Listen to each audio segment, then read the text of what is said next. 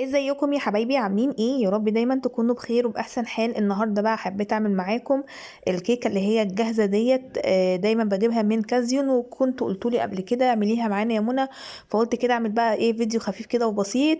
كمان فكره من افكار المدارس ان انت ممكن تعمليها وتديها لاولادك كده في المدرسه، جنب سندوتش ولا حاجه، تبقى تحفه وحاجه كده من البيت. وطبعا حاجه انت ضمناها. طبعا انا جبت معايا العجان اهوت، ما عندكيش اعملي في الخلاط او اعملي في طبق ومضرب، اي مضرب يدوي كده عندك هتشتغلي بيه عادي جدا جدا. ما تنسيش بقى تحطي لايك ودعوة حلوة وكومنت جميل، وهستنى رايك تحت في التعليقات. يا رب الفيديو يعجبك ان شاء الله باذن الله وتستفادي منه. طبعا الكيكه دي انا كنت بجيبها ايام ما كانت ب10 وب11، وبعد كده بقت دلوقتي ب15 جنيه او 16 تقريبا، بتتباع في كازيون. انا بصراحه بحب اجيبها علشان ساعات بتنجز معايا لو مثلا ما عنديش دقيق. مثلا عايزه اعمل حاجه سريعه، مجرد بس ان انا احط. هو المفروض ان مكتوب عليها ان انت بتحطي 3 بيضات. انا عملتها ب3 بيضات، كان بيها وكانت حلوه. عملتها هوب بالتين، وبرضو هتطلع ان شاء الله باذن الله كويسه وجميله جدا والله. وحتى لو عملتيها ببيضه واحده برضو تقريبا هتطلع كويسه، يعني حسب اللي عندك. نحاول ان احنا نقتصد علشان ما نغرمش كتير يعني، وفي نفس الوقت يعني تكون حاجه نظيفه وحاجه انت عاملاها بايديكي وضامنه الحاجه اللي عندك. بصوا، انا اول حاجه كده حطيتها في العجان هي البيضتين، ونزلت عليهم مفروض ان 3/4 كوبايه زيت. يفضل ان انت تحطي زيت يكون نوع نضيف، بلاش زيت التموين عشان ما يبقاش يخلي الكيكه ليها ريحه مش كويسه. وبتحطي نص كوبايه ميه، حابه تستبدلي الميه باللبن براحتك، بس انا بحب اتبع الخطوات عشان انجز واسهل على نفسي يعني. وكمان ميه، يعني انت مثلا لو ما عندكيش لبن، او مثلا مش عايزه تحطي لبن، فهتنفع بالميه عادي جدا. انا بقى هنا الاول كنت بقلب المكونات السائله مع بعض اللي هي الميه والزيت والبيض. ولا حطيت سكر ولا حطيت فانيليا ولا حطيت اي حاجه خالص. يعني الكيكات الجاهزة دي بتبقى سهلة في العمايل بتاعتها، وفي نفس الوقت ما بتحطيش مكونات كتير. فده بصراحة حاجة بتبقى يعني حلوة جدا. هنا بقى كنت بقى بدأ اهو البيض يفك مع الزيت والمية. بصراحة عشان ما اكدبش عليكم، مش عارفة ليه ما كانش عايز صفار البيض يفك. رحت جايبة شوكة كده ورحت يعني مقلبة بيها شوية بحيث ان ايه الصفار يعني يفك ويتقلب مع الزيت والمية. وبعد كده بقى خليت العجان هو يكمل.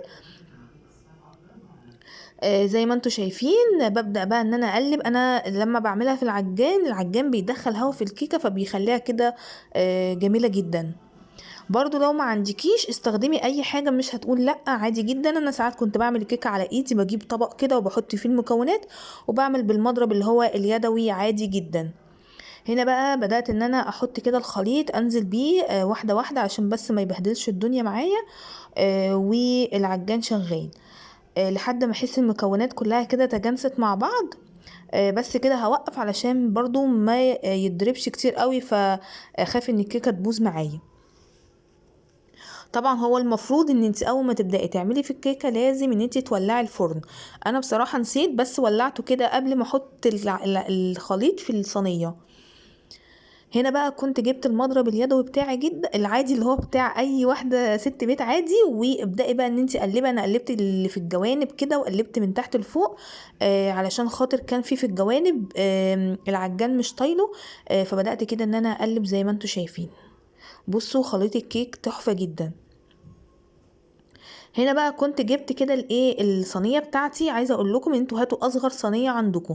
انا عندي الصينيه دي 3 احجام، انا دي الصينيه الحجم الصغير.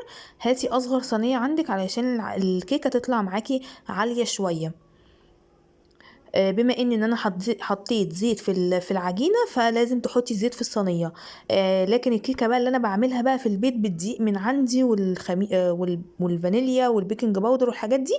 لو انا مثلا حطيت سمنه فبدهن الصينيه سمنه، حطيت زيت فبدهن زيت. بما ان انا حطيت هنا زيت فدهنت الصينيه زيت. بصوا ما شاء الله الفقاقيع باينه اهيت في الكيكه. ده دليل على ان الخليط داخله هوا حلو قوي.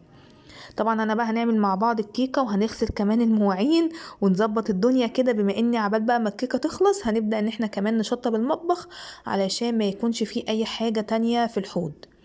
هنا بقى طبعا جبت بقى الايه المعلقه بتاعتي اللي هي السيليكون ديت، وبدات ان انا الم كل اللي في الجوانب. طبعا اكيد مش هنسيب حاجه حرام، وفي نفس الوقت يعني ايه ناخد كل الخليط اللي في الطبق ونحطه في الصينيه. فكرة حلوة جدا جدا، تعمليها مثلا لأولادك يتعشوا منها بالليل، ممكن جنب كوباية شاي بلبن، أو ياكلوها كده بس عادي من غير أي حاجة خالص. وكمان ممكن مثلا تدي لأولادك منها في المدرسة وهم رايحين.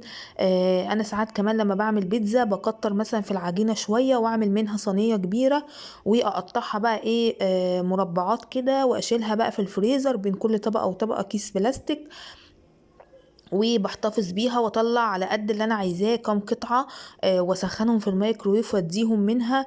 قد ايه بجد الاولاد بتفرح جدا، وفي نفس الوقت انت ما بتكلفيش نفسك حاجه يعني، وانت بتعملي بتزودي الكميه. في مره تانية مثلا تعملي قرص وتديها لهم، مثلا جبتي مثلا بقسماط تديهم، وهكذا.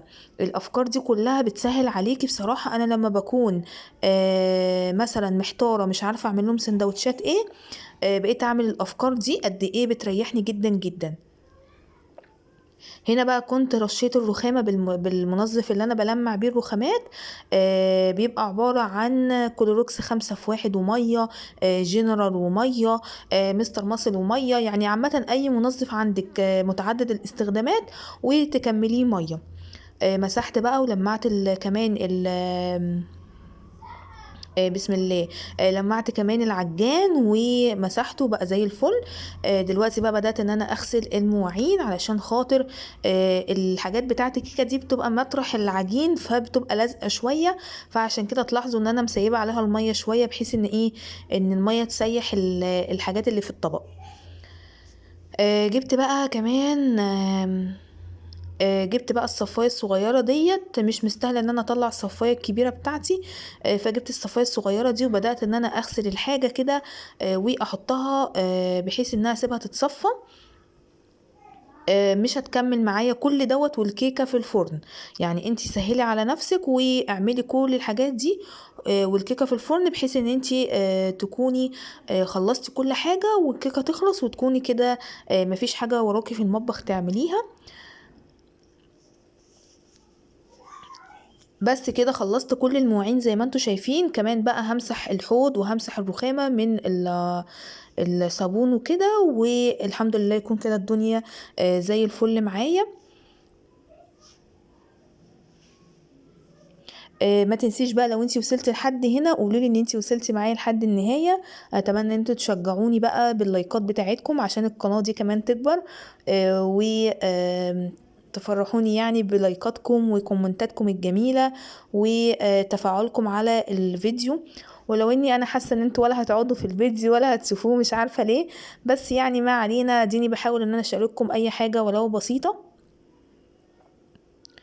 اهو حطيت بقى كده الحاجة بقى تتصفى زي ما انتوا شايفين.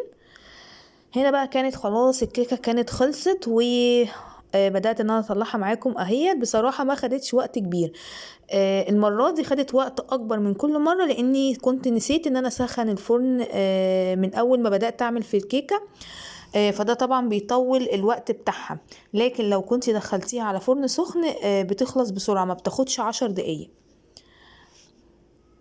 طبعا انت بتختبريها، انا بختبرها بسن السكينة كده عشان رفيع، طالما طلع من غير عجينة بعرف ان هي خلاص كده خلصت.